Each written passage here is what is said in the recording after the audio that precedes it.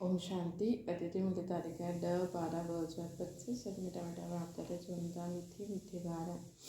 Charity begins at home अर्थात पीरों खुद आत्म अभिमानी ठहरने जी मेहनत करो वो बेन की जाओ।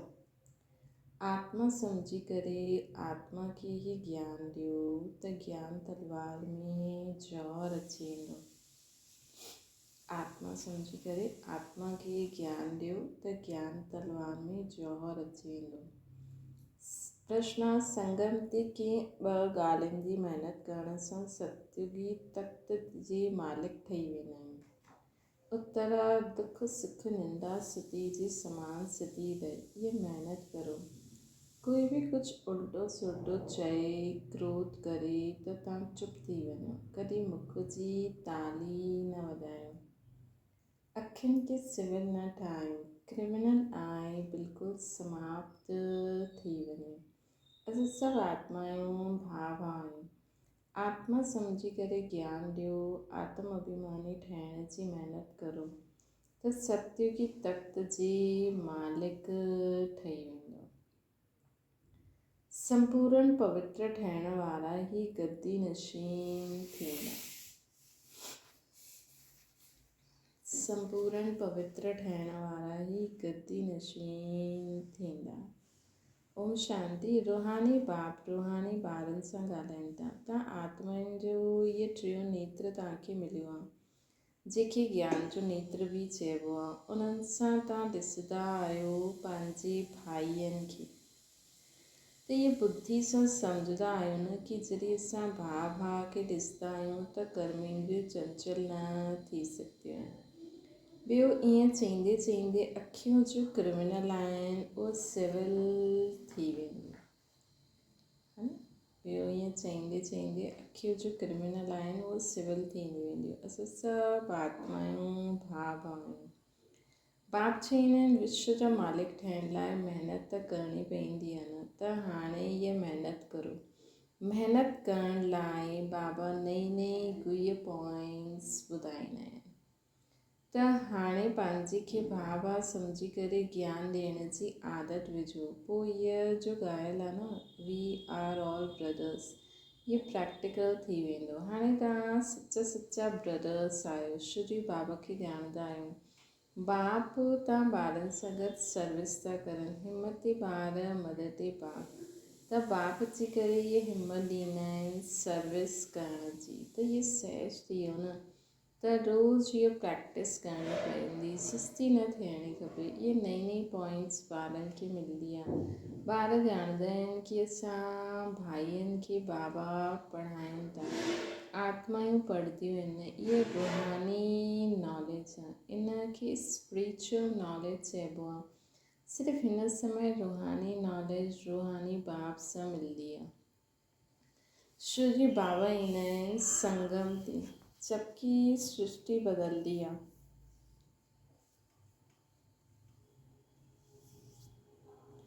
जबकि सृष्टि बदलदी आहे। इहे रूहानी नॉलेज मिलंदी हुई तॾहिं आहे जॾहिं सृष्टि बदिलण वारी हूंदी आहे।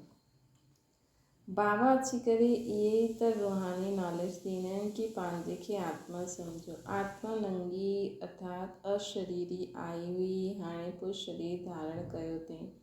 शुरू खां हाणे ताईं आत्मा 84 जन्म वरिता अथईं। परंतु नंबरवार त जीअं आया हूंदा उहा ई ज्ञान योग जी महिनत कंदा। पोइ ॾिसण में बि ईंदो आहे कि जीअं जीअं कल्प पहिरियों जो पुरुषार्थ कयो महिनत कई उहा हाणे बि ईअं ई महिनत कंदा रहंदा है न। पंहिंजे लाइ महिनत करणी आहे न ॿिए जे लाइ थोरी करणी आहे।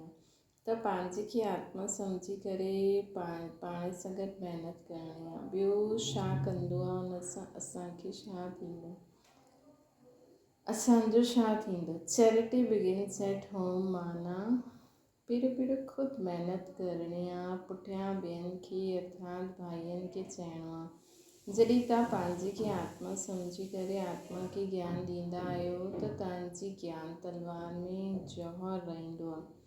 महिनत त आहे न त ज़रूरु कुझु न कुझु सहन करिणो पवंदो आहे न। हिन समय दुख सुख निंदा स्तुति मान अपमान ये सभु थोरो बहुत सहन करिणो पवंदो है न। त जॾहिं बि कोई उल्टो सुल्टो चईंदो आहे त तव्हां चईंदा आहियो न चुप। जॾहिं कोई चुप करे ॾींदो आहे त पुठियां कोई गुस्सो छा कंदो। जॾहिं कोई उल्टो सुल्टो चईंदो आहे त तव्हां चईंदा आहियो न चुप। जॾहिं कोई चुप करे ॾींदो आहे त पुठियां कोई गुस्सो छा कंदो। जॾहिं कोई ॻाल्हि कंदा आहियो ॿिए जी ॻाल्हि कंदा आहियो त मुख जी ताली वॼंदी आहे न। अगरि हिकु मुख जी ताली वॼाई ऐं ॿियो शांति करे चुप थी वियो, बसि इहे बाप सिखलाईंदा आहिनि। कॾहिं बि ॾिसो कोई क्रोध में ईंदो आहे त चुप थी वञो, आपे ई उन्हनि जो क्रोध शांति थी वेंदो। ॿी ताली वॼंदी न। अगरि ताली सां ताली वॼी त पोइ गड़बड़ थी वेंदी। हिन करे बाबा चवंदा आहिनि ॿार कॾहिं बि हिन ॻाल्हियुनि में ताली न वॼायो, न विकार जी, न काम जी, न क्रोध जी। ॿारनि खे हर हिक जो कल्याण करिणो ई आहे। एतिरा जो सेंटेंस ठहिया आहिनि कंहिं लाइ। कल्प पहिरों बि त एतिरा सेंटेंस निकिता हूंदा न। देवनि जो देव बाप ॾिसंदा रहंदा आहिनि कि तव्हां ॿारनि जो इहे शौक़ु आहे, शौक़ु रहंदो आहे बाबा सेंटर खोलूं, असां सेंटर खोलंदा आहियूं, असां ख़र्चो उठाईंदासीं। त दिन प्रतिदिन ईअं थींदो वेंदो आहे। छो जेतिरो विनाश जे नज़दीक ईंदा वेंदा ओतिरो पोइ हिन तरफ़ बि सर्विस जो शौक़ु वधंदो वेंदो। हाणे बाप दादा ॿई इकट्ठा आहिनि त हर हिक खे ॾिसंदा आहिनि कि छा पुरुषार्थ कंदा आहिनि, छा पद पाईंदा आहिनि।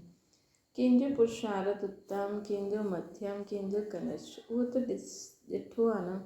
टीचर्स बि स्कूल में ॾिसंदा आहिनि कि स्टूडेंट कंहिं सब्जेक्ट में हेठि मथे थींदा आहिनि त हिते बि ईअं ई आहे। कोई ॿार सुठी रीति सां अटेंशन ॾींदा आहिनि त पंहिंजे खे ऊचो सम्झंदा आहिनि। कोई समय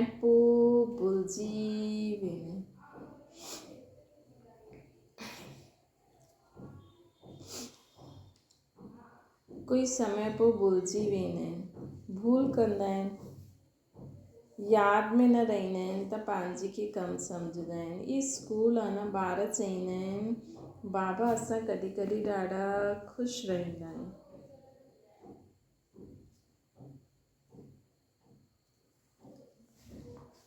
बाबा असां कॾहिं कॾहिं ॾाढा ख़ुशि रहंदा आहियूं, कॾहिं ख़ुशी गम थी वेंदी आहे। त बाबा हाणे सम्झाईंदा रहंदा आहिनि कि अगरि ख़ुशी में रहणु चाहींदा आहियो त मनमना भव, पंहिंजे खे आत्मा सम्झो, बाप खे बि यादि करो, साम्हूं परमात्मा खे ॾिसो त उहे अकाल तख़्त ते वेठा आहिनि। ईअं भाईअनि जी तरफ़ बि ॾिसो, पंहिंजे खे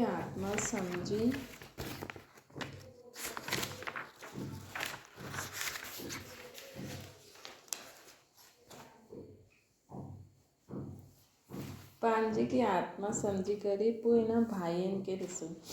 भाई खे असां ज्ञान ॾींदा आहियूं, भेण न, असां सभु आत्मा आहियूं, भाउ आहियूं।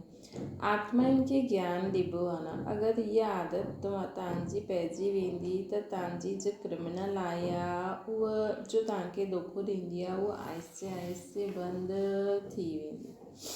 आत्मा में छा कंदी? आत्मा निराकार आत्मा छा कंदी? जॾहिं देह अभिमान में ईंदा आहियो तॾहिं किरंदा आहियो।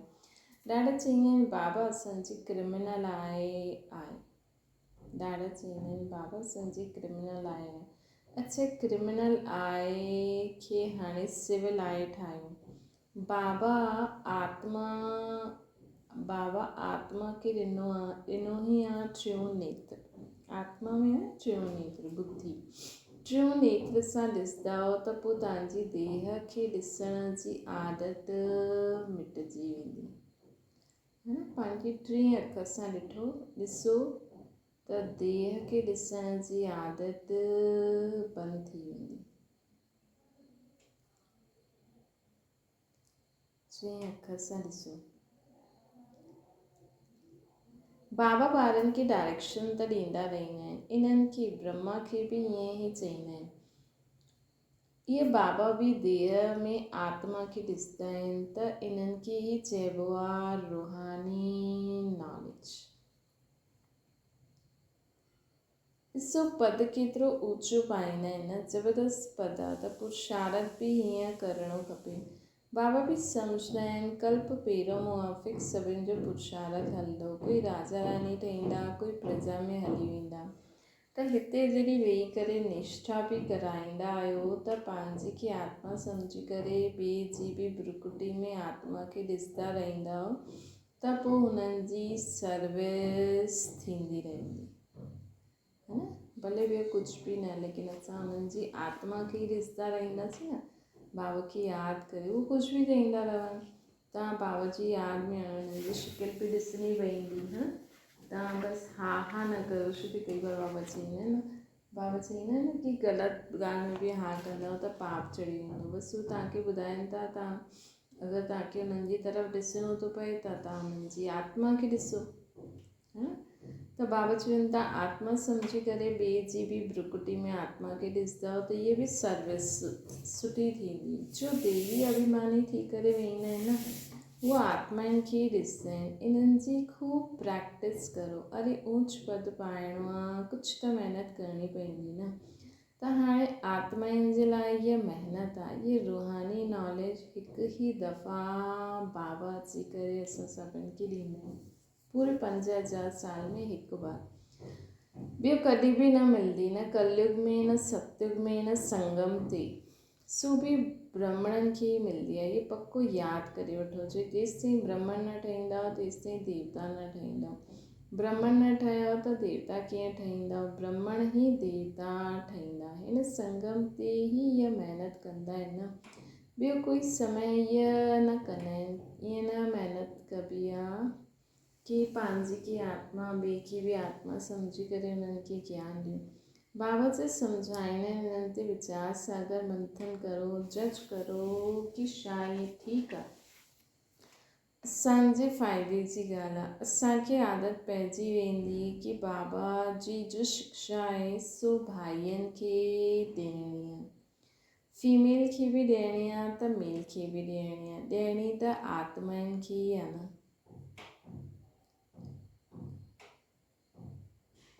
ॾियणी त आत्माउनि खे ई आहे। आत्मा ई मेल फीमेल ठही आहे न, भेण भाउ ठही आहे। अर्थात आत्मा ई कॾहिं भेण जो पाठ वॼाईंदी आहे, आत्मा ई कॾहिं भाउ जो पाठ वॼाईंदी आहे। बाप चईंदा आहिनि मां तव्हां ॿारनि खे ज्ञान ॾिनो आहे, मां ॿारनि जी तरफ़ अर्थात आत्माउनि खे ई ॾिसंदो आहे। आत्मा बि सम्झंदी आहे कि असांजो बाबा जो बाप आहे, उहो असांखे ज्ञान था ॾियनि। त हिन खे चईंदासीं इहा रूहानी अभिमानी ठहिया आहिनि। इन खे चइबो आहे स्पिरिचुअल ज्ञान जी लेन देन।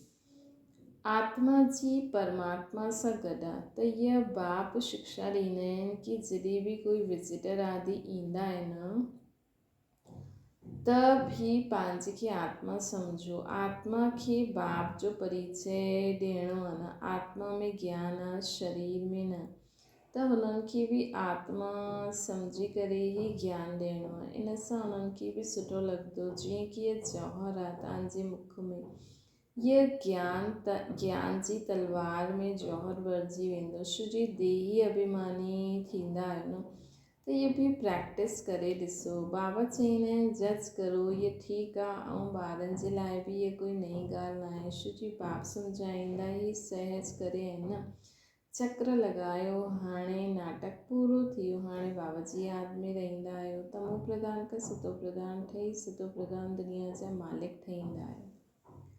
हाणे असां सतो प्रधान ठहूं था, असां सतो प्रधान दुनिया जा मालिक ठहींदासीं। बाबा चवनि था पोइ ईअं ई सीढ़ी उतरंदा, ॾिसो केतिरो सहज ॿुधाईंदा आहिनि। हर 5000 वर्ष पोइ मूंखे त अचिणो ई हूंदो आहे। ड्रामा जे प्लान अनुसार मां बंदायमान आहियां, हे बाबा चईंदा आहिनि। अची करे ॿारनि खे ॾाढो सहज राजी याची यात्रा सिखलाईंदो आहे। बाप जी यादि में अंत मते सुगते थी वेंदी। इहा हिन समय जे लाइ आहे न, इहा अंतकाल आहे। हाणे हिन समय बाबा वेही करे युक्ति बतलाईंदा आहिनि कि मामेकम यादि करो त सदगति थी वेंदी। ॿार बि सम्झंदा आहिनि कि पढ़ाई सां इहा ठहींदा आहियूं। फलानो ये ठहींदो। इन में बि ईअं ई आहे न कि मां वञी करे नई दुनिया में देवी देवता ठाहींदुमि। कोई नई ॻाल्हि न आहे। बाबा त घड़ी घड़ी चईंदा आहिनि नथिंग न्यू। ये त सीढ़ी उतरणी ऐं चढ़णी आहे न, जिन जी कहानी आहे न, उनखे सीढ़ी उतरण ऐं चढ़ण जो कमु ॾेई छॾियईं। इहे नाटक ई चढ़ण ऐं उतरण जो आहे। याजी यात्रा में ॾाढो मज़बूत रहंदा वेंदव थी वेंदा आहियो। याजी यात्रा में ॾाढा मज़बूत थी वेंदव। हिन करे भिन्न भिन्न प्रकार सां बाबा ॿारनि खे बि सिखलाईंदा आहिनि कि ॿार हाणे देही अभिमानी ठहो, है न। हाणे सभिनि खे वापसि वञिणो आहे। त आत्मा पूरा 84 जन्म वठी करे तमो प्रधान ठहिया आहियूं। भारतवासी सतो रजो तमो में ईंदा आहिनि। ॿियो कोई नेशनैलिटी खे न चईंदासीं कि 84 जन्म वरितईं।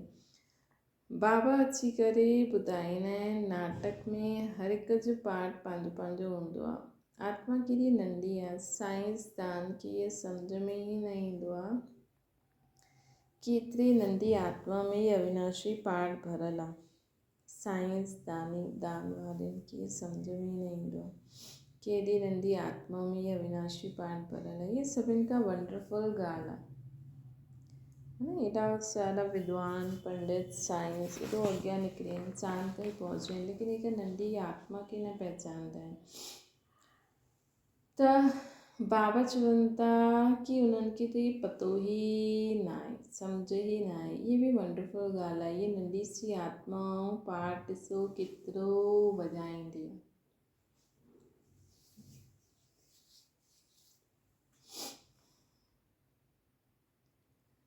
उहा बि अविनाशी आहे न, ड्रामा बि अविनाशी आहे। इहे ठहियल ड्रामो आहे। ईअं न कोई चईंदो कि कॾहिं ठहियो न, इहे कुदरत आहे न। इहे ज्ञान ॾाढो वंडरफुल आहे। कॾहिं कोई इहे ज्ञान ॿुधाए ई न सघंदो आहे। इहा कोई जी बि ताक़त न आहे जो इहे ज्ञान ॿुधाए। त हाणे ॿारनि खे बाबा दिन प्रतिदिन सम्झाईंदा आहिनि, हाणे प्रैक्टिस करो कि असां पंहिंजी आत्माउनि खे ज्ञान ॾींदा आहियूं। आप समान ठाहिण लाइ, बाबा सां वरसो वठण लाइ, छो जी सभु आत्माउनि जो हक़ आहे। बाबा ईंदा आहिनि सभी आत्माउनि खे पंहिंजो पंहिंजो शांती ऐं सुख जो वरसो ॾियनि। शांती धाम में बि केरु किथे रहंदो हुनजो बि वरसो बाबा ॾींदा आहिनि। ऐं सुख धाम में बि केरु सतयुग जो सुख ॾिसंदो, कोई त्रेता, कोई द्वापर में बि ईंदा त पहिरियों सुख में न, मतिलबु पहिरियों सुख ॾिसंदा। कोई कलयुग में बि अची करे पहिरियों सुख ॾिसंदा। त उन्हनि अनुसार सभिनि खे सुख शांती जो वरसो बाबा ॾींदा आहिनि। असां जॾहिं राजधानी में हूंदासीं त बाक़ी सभु शांती धाम में ईंदा। पुठियां इहा जय जयकार थींदी। हिते सुख ई सुख हूंदो। इन करे बाबा चईंदा आहिनि कि ॿार हाणे पावन ठहो। जेतिरो जेतिरो तव्हां पवित्र ठहींदव त जेतिरो जेतिरो तव्हां पवित्र थींदा ओतिरो तव्हां में कशिश ईंदी वेंदी, कशिश थींदी तव्हां सां आत्माउनि खे। जॾहिं तव्हां बिल्कुलु पवित्र थी वेंदव त गद्दी नशीन थी वेंदव। त इहे प्रैक्टिस करो। हीअं न सम्झणो आहे बसि इहे ॿुधियो ऐं ॿिए कन सां कढी छॾियो न। ये प्रैक्टिस बगैर त हली न सघंदव। पंहिंजे खे आत्मा सम्झो। इहे बि आत्मा भाउ खे वेही करे सम्झायो। रूहानी बाप रूहानी ॿारनि खे सम्झाईंदा। रूहानी बाप वे रूहानी ॿारनि खे सम्झाईंदा। कंहिंखे पूरो ज्ञान सम्झ में अची वियो, कंहिंखे घटि, कंहिंखे घटि, ऐं कंहिंखे सिर्फ़ु इहे सम्झ में ईंदो कि असां आत्मा आहियूं, बाबा परमात्मा आहे। कंहिंखे सिर्फ़ु इहे सम्झ में ईंदो कि भॻवानु आयो आहे। त हर आत्मा जी खे संदेश बि ॾियणो आहे न। त रूहानी बाप बि रूहानी ॿारनि खे सम्झाइनि था। पोइ कोई डायरेक्ट शिव बाबा सां ॿुधंदा आहिनि ब्रह्मा मुख द्वारा, कोई अव्यक्त रीति ॿुधे, कंहिं हाणे बाक़ी ॿारनि द्वारा ॿुधनि था। त बाबा चवनि था इनखे चइबो आहे रूहानी स्पिरिचुअल नॉलेज। स्पिरिचुअल फादर ॾियण वारो आहे। जॾहिं चिल्ड्रन पूरे स्पिरिचुअल ठही वेंदा आहिनि, हिकदमि प्योर ठही वेंदा आहिनि, त वञी करे सतयुगी तख़्त जा मालिक ठहींदा आहिनि। जो प्योर न ठहींदा न, उहो माला में बि न ईंदा।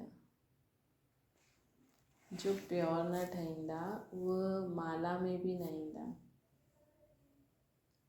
माला जो भी कोई अर्थ त हूंदो न। माला जो राज न, माला आहे न 8 जी 108 जी 16,108 जी, वो भगत माला भी आहे, लेकिन भगत माला त पाण उन्हनि जी आहे, लेकिन उन्हनि जी माला में भी अचण जो कोई त अर्थ हूंदो न, है न। विष्णुपुरी में विष्णु कुल जी भी माला हूंदी, त जेका ऊंच पद पाईंदा, त माला जो भी कोई अर्थ त हूंदो न। माला जो राज ॿियो कोई भी न ॼाणदा आहिनि। माला जो राज ॿियो कोई भी न ॼाणदा आहिनि। माला खे छो सिमरंदा आहिनि? छोकी बाबा जी ॾाढी मदद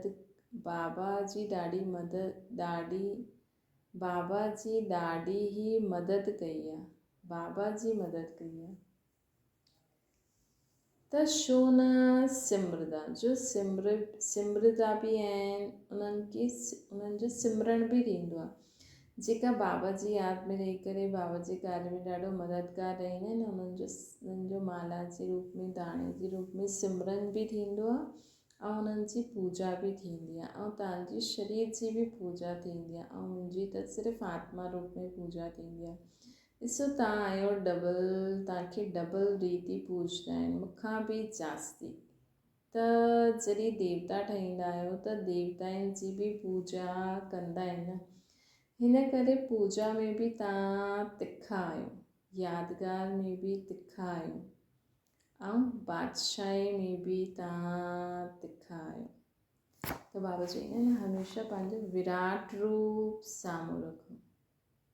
विराट रूप में शिव बाबा, निराकार दुनिया में भी असां शिव बाबा जे नज़दीक, ब्राह्मण परिवार में भी बाप दादा जे नज़दीक, देवी देवताउनि में भी असां ऊंच, पोइ क्षत्रिय कुल में ऊंच, पोइ वैश्य कुल में, शूद्र कुल में, है न। विराट रूप में पूरे कुलनि जो विस्तार ॿुधायो न, जेको हाणे ब्राह्मण परिवार में ठहियो, हुन में शिव बाबा ऐं ब्राह्मण भी आहिनि, बाक़ी कलयुगी दुनिया वारनि में न आहिनि। त ॾिसो बाबा चवनि था कि तव्हां पूजा में भी तिखा आहियो, यादगार में भी तिखा आहियो, बादशाही में भी तिखा आहियो। त ॾिसो तव्हांखे केतिरो ऊंच बाबा ठाहींदा आहिनि। त जहिड़ा प्यारा ॿार हूंदा, ओतिरो उन्हनि सां लव भी हूंदो बाबा खे। अहिड़े ॿारनि खे बाबा कुल्हे ते भी चढ़ाईंदा आहिनि, पंहिंजे सिर ते भी रखंदा आहिनि। बाबा हिकदमि सिर ते रखी ॾींदा आहिनि। बाबा हिकदमि सिर ते रखी ॾींदा आहिनि। अच्छा, मीठी मीठी सिक लदे ॿारनि प्रति माता पिता बाप दादा जो यादि प्यार और गुड मॉर्निंग। रूहानी बाप जी सभिनि रूहानी ॿारनि खे नमस्ते। असांजी भी रूहानी माता पिता बाप दादा खे यादि प्यार गुड मॉर्निंग और नमस्ते। धारणा जे लाइ मुख्य सार, गायन और पूजन योग्य ठहिण जे लाइ स्पिरिचुअल ठहिणो आहे। आत्मा खे प्योर ठाहींदा वञो, आत्मा खे प्योर ठाहींदा वञो। आत्म अभिमानी ठहिण जी महिनत करणी आहे असांखे। ॿियो आहे मनमना भव जे अभ्यास द्वारा अपार ख़ुशी में रहणो आहे। स्वयं खे आत्मा सम्झी करे आत्माउनि सां ई ॻाल्हियूं करणियूं आहिनि, सभिनि आत्माउनि सां। मतिलबु जंहिंखे बि ॾिसो त ईअं ॾिसो कि असां सभु आत्माउनि सां ॻाल्हि था कयूं। अखियुनि खे सिविल ठाहिणो आहे। वरदान मास्टर रचयिता जी स्टेज द्वारा आपदाउनि में भी मनोरंजन जो अनुभव करण वारा संपूर्ण योगी ठहो। संपूर्ण रचयिता मास्टर रचयिता जी स्टेज ते स्थित रहण सां वॾे खां वॾी आपदा हिकु मनोरंजन जो दृश्य अनुभव थींदी है न। जॾहिं केरु थींदो की असां मास्टर रचयिता आहियूं, असां जो चाहियूं उहो करे सघंदा आहियूं, त वॾे खां वॾी आपदा बि तव्हांखे मनोरंजन जो दृश्य नज़र ईंदी। जीअं महाविनाश जी आपदा खे बि स्वर्ग जे गेट खुलण जो साधन ॿुधाईंदा आहिनि। भई माण्हुनि खे लॻंदो विनाश थींदो, हाणे छा थींदो, हाय हाय कंदा, असां सोचंदासीं अरे वाह विनाश थी वियो, हाणे त सभु परम धाम में मुक्ति धाम में हली वेंदा, ऐं बाक़ी आत्माऊं स्वर्ग में जेके अचिणो आहे उहो स्वर्ग जी, हाणे स्वर्ग अची वियो बसि। इन खां पोइ ईअं कहिड़ी बि प्रकार जी नंढी वॾी समस्या व आपदा मनोरंजन जो रूप ॾेखारे ॾे। हाय हाय जे बजाए ओहो शब्द निकिरे, दुख बि सुख जे रूप में अनुभव थिए। जेको चईंदा आहिनि कि भॻवान जो दुख खे बि सुख सम्झो, लेकिन भॻवानु थोरी दुख ॾींदो आहे, लेकिन दुख जे समय में बि सुख जे रूप में कीअं अनुभव कंदो, जेको ख़ुदि मास्टर रचयिता हूंदो है न। उहो ई नंढी वॾी समस्या व आपदा मनोरंजन जो उन्हनि खे ई ॾेखारे में ॾींदो। उहो ई हाय हाय जे बजाए ओहो शब्द निकिरे, दुख बि सुख जे रूप में अनुभव थिए। दुख सुख जी नॉलेज हूंदे हुए बि उनजे प्रभाव में न ईंदो उहो आत्मा। दुख खे बि बलियारी सुख जा ॾींहं सम्झंदो। जीअं सम्झो कंहिं ॾींहुं तव्हांखे ॾाढो सूरु थिए त सोचो कि अच्छा हाणे अॼु कमु त थींदो न, ॿियो कुझु जेतिरो थिए, ऐं ॿियो बाबा जी यादि में वेही रहो। मतिलबु दर्द बि असांखे बाबा जी यादि ॿियो जास्ती दिलाईंदो आहे। त ईअं इन अनुसार कोई बि परिस्थिति अचे त उन में बि कुझु न कुझु कल्याण ई आहे। उन कल्याण खे ॾिसण जो, उन फ़ाइदे खे ॾिसण जो अभ्यास करो। दुख सुख जी नॉलेज हूंदे हुए बि उनजे प्रभाव में न अचो। दुख खे बि बलियारी सुख जा ॾींहं अचण जी सम्झो, तॾहिं चईंदासीं संपूर्ण योगी। स्लोगन आहे दिल तख्त के छॾे साधारण संकल्प करण अर्थात धरनी में पांव रखणु। दिल तख्त खे छॾे अगरि साधारण संकल्प कंदो त मतिलबु धरनी ते पांव रखी वठंदो। अव्यक्त इशारो आहे कर्म कंदे तन जो बि हल्कोपन, मन जी स्थिति बि हल्को, कर्म जी रिज़ल्ट मन खे न खीचे। मतलब बाबा चई न सुठो या बुरो सभु कुझु बाबा खे अर्पण। कल्ह जो अगरि तव्हां अव्यक्त स्लोगन जेको हुयो कि स्पर्श खां न्यारो है न, कोई बि कार्य स्पर्श न करे, उन करण खां पोइ उन जी रिज़ल्ट जो निकिते उहो बि असांखे स्पर्श न करे एतिरो। ऐं असांजो उहो त बाबा चई, लेकिन असांखे उहा स्थिति जो शिव बाबा हिते ईंदा आहिनि त उन्हनि खे बि जीअं विकार बुराई मन बुद्धि संस्कार ते स्पर्श न कंदा आहिनि, नॉलेज हूंदे हुए बि टच न कंदा आहिनि। पतो आहे कि साम्हूं वारो माण्हू विकारी आहे, गंदे ख़्यालात करे थो, लेकिन उहो बाबा जी आत्मा खे टच न थींदो। त हीअं बाबा चवनि था कोई त हीअं स्पर्श मतिलबु हीअं त अॼु बाबा चवनि था कि कर्म जी रिज़ल्ट मन खे न खीचे। जेतिरो ही कार्य वधंदो वञे ओतिरो ई हल्कोपन ईंदो वञे। कर्म पंहिंजी तरफ़ आकर्षित न करे, लेकिन मालिक थी करे कर्म कराइण वारो मां आत्मा करायां थो। बाबा चवनि था कर्म पंहिंजी तरफ़ न आकर्षित करे असांखे। हीअं न असां बाबा जी यादि में वेठा आहियूं, असांखे बाक़ी कर्म खीचे थो कि जल्दी कर हाणे ईअं करिणो न, लेकिन मालिक थी करे कर्म कराइण वारो मां करायां, ऐं करण वारी निमित ठही करे करां थो। हिकु त मां आत्मा मालिक थी करे हिन शरीर सां करायां थो ऐं मां बाबा मूंखां कराइनि। बाबा आत्मा खे शक्ति था ॾियनि ऐं आत्मा शरीर खां कराए थी। त करण वारी मां निमित आत्मा, है न, करण वारी मां निमित आत्मा इहा अभ्यास ॿुधायो त संपन्न सहज ई थी वेंदो। संपन्न कर्मातीत सहज ई थी वेंदो, है न, कि बाबा मूंखां कराइनि था ऐं मां निमित आत्मा हिन शरीर खां करायां थी। अच्छा, ओम शांति। बाबा खे यादि करो।